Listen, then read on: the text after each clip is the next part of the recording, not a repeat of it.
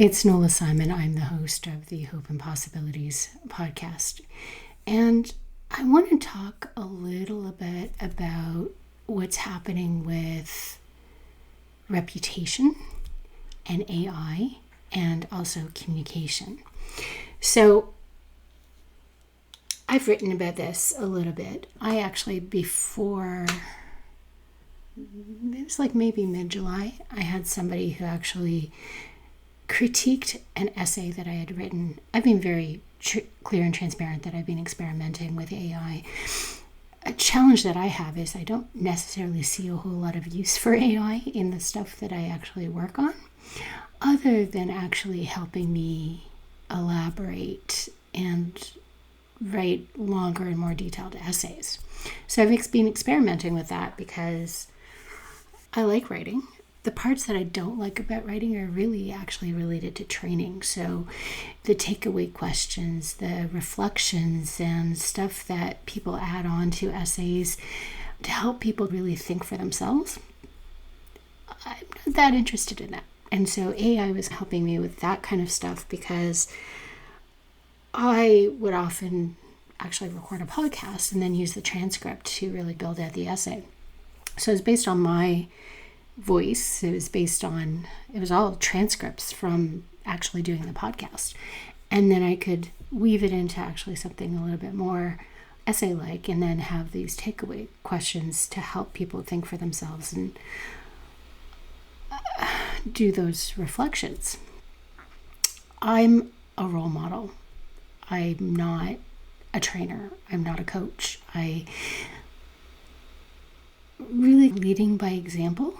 And that kind of training type exercise isn't my forte. It's not really something that I'm interested in, but I do know that some people do like that. So when I've been reflecting on how I've been using AI, it's not really necessary. And this person critiqued me because she felt that I'd lost my voice. I hadn't been specific enough, and the way that I was using it, it sounded more like Claude than it sounded like me. I didn't agree because I had spent a lot of time on that, and as I said, I start with my voice. But what I found when I was actually working through everything she said and, the emotions surrounding getting feedback that you don't love, is how indefensible it really is. It's not like I can't write. I definitely can, but it's just more of, am I experimenting for the sake of experimenting, trying to see where it fits, and is it really that useful? So in terms of like SEO and AEO and attracting people to a website and coming up in search, that's absolutely a part for it. I'm still going to be doing stuff like that because, again, I'm not that interested in figuring out keywords and how search works on the back end. I know that I have to do it. I know that I have to have information where people, if they're trying to locate me or they're trying to locate somebody who thinks like me, the systems will find me. That's really the discoverability of it all. But what's happened now is how it really affects reputation, and is it really worthwhile taking the risk of experimenting publicly? And I don't think it is. So last week, Substack introduced Pangram. So that means that it's a system that you can actually scan, work into, and have it rate whether it's 100% human or some percentage of AI assist or completely AI. It's unreliable, like all AI detectors are, but some people really like the idea of being able to certify themselves 100% human. I don't. I think it feels like surveillance. I think it feels like the only people who really benefit from this are Substack, because they're saying that they've been able to do something. In Pangram, who obviously get a lot of publicity out of it, apparently they're up for a new funding round, and that's a big part of what their funding is going to be based on. So I'm trying not to talk that much about them anymore now that I've learned that. But how does it benefit you to have your users tattletale on each other and mark other people as less than human. I don't see how that benefits us at all. And also, like, such a thing as malicious compliance exists. So you can't run it on posts that are less than 100 words. You can't run it on anything that has audio. You can't run it on anything that has video. You can't run it if there's a paywall. So personally, that's what I'm going to do, is any experimentation that I'm doing, I'm going to move that behind a paywall. And if I make anything public, it's going to be less than 100 words. It's going to have audio and video in it because I know the systems can't run that yet. Now, that will eventually change, and that's not going to protect me. But I think that payroll really is actually going to do something. And that's the other part, is like, why am I experimenting? What am I hoping to learn from it? Am I doing it just because it's there? Am I being lazy, really? And then LinkedIn saw the success or backlash or whatever they considered Substack to be, and they added a seems like AI slop button so that anybody in the world could happen across your post, report it, and then we don't exactly know what happens. LinkedIn, as usual, is less than forthright. But honestly, it's right there in the language, and the button seems like. So there's no proof. There's no test. There's just, this is the way I'm feeling about what you've presented as your work. Whether it's AI or whether you actually wrote it yourself and I just don't like you, anybody in the world could really just hit that report and LinkedIn would do something. Does that seem like it's got the potential to be ripe for abuse? Does that concern anybody? Since we know that ageism is a thing, misogyny is a thing, racism is a thing, does that concern anybody? It's not like the internet is a very nice place these days. And that brings me to a new thing that happened over the weekend. There's a whole bunch of influencers, and somebody corrected me that the person they knew was not actually an influencer. She actually had a business. But because she posts on TikTok and Instagram and has large followings there, and also attended a brand deal by OpenAI, she's functioning like an influencer. So I think that the line between thought leadership and influencer is a very interesting line. And I have also, going back to that misogyny thing, heard that the word influencer often gets negative connotation because it's mostly women who are successful influencers. A lot of them anyway. Anyways, this person that I've been following for a while because she's interesting. She has some really good ideas. She's got something. And I can't tell you that I like her because there's a lot of things that she says that I don't agree with. But she's captivating in lots of ways, right? So I look at her as somebody I could possibly learn from, mainly because I don't 100% agree with her. It's like, what is she doing that's so successful, and why does it bother me? Right? Because in lots of ways, what she says really bothers me. She deals with a lot of negative comments and a lot of homophobia in her comments. And it's sometimes off the chart. I don't know that I'd want to be publicly posting on TikTok these days, I gotta tell you. I have an account. I don't really use it that much. Anyways, so this brand deal kind of went off the charts. She didn't help herself. She posted a tour of her room at this farm that they were staying in. They weren't paid apparently, but it was transportation and accommodations and food. And she was talking about AI and how wonderful OpenAI is while running a bath. You can imagine that the people who are concerned about water consumption in data centers tore her apart in the comments. But this is the concern that I have. So are there concerns about AI? Absolutely there are. Right?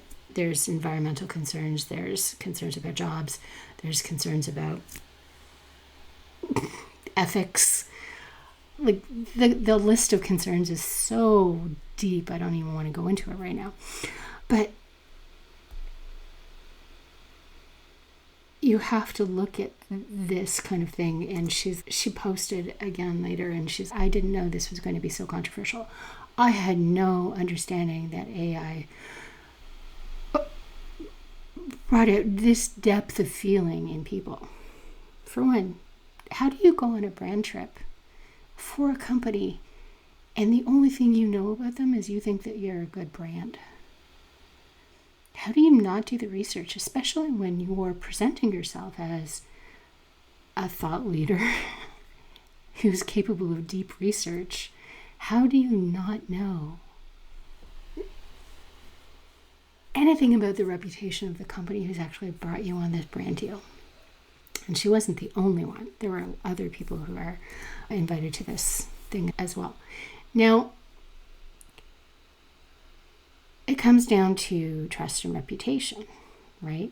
So do they deserve to be torn apart in comments? No, I think we should be capable of having like civil conversations, presenting these concerns without name calling, without insults.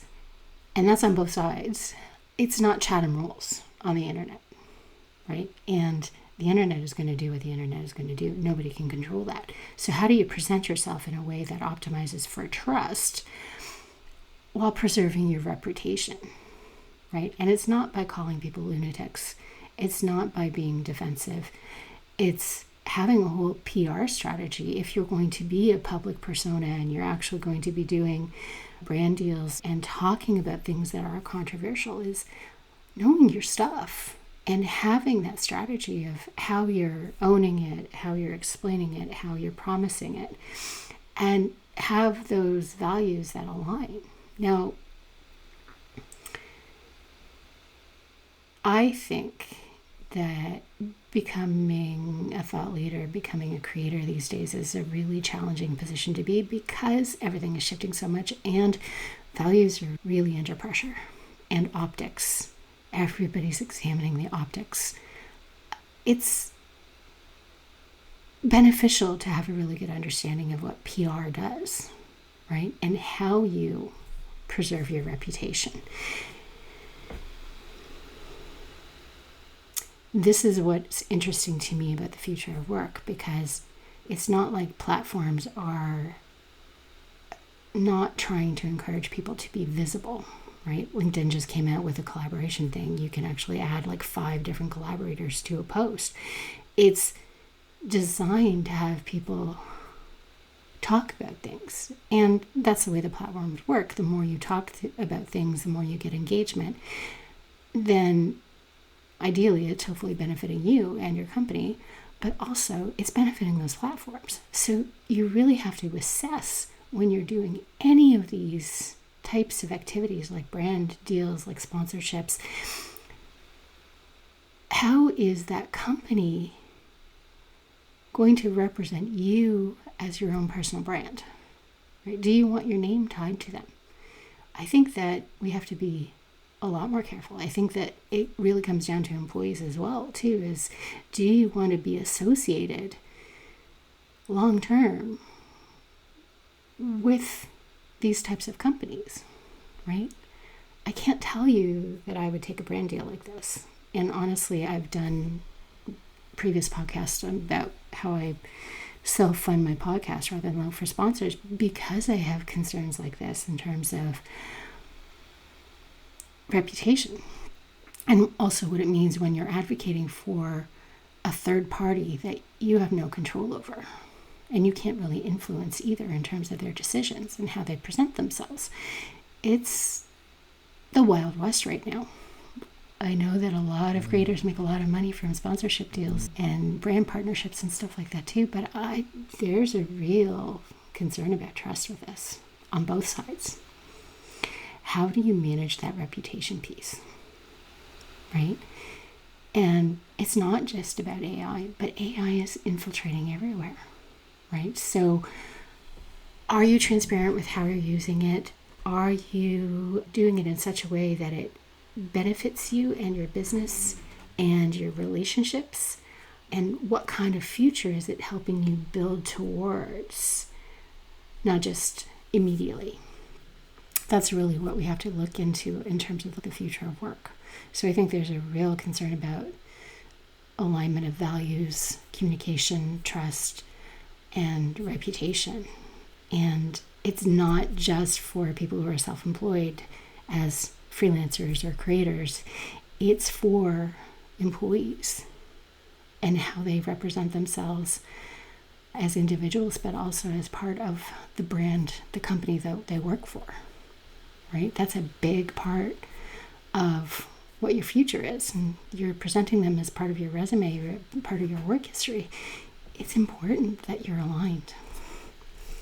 And that's something that I'm looking at, is how do you operate safely in a way that feels ethical and is going to get you where you want to be. Anyways, those are my concerns for this week. Thank you for tuning in. I'd love to hear your thoughts.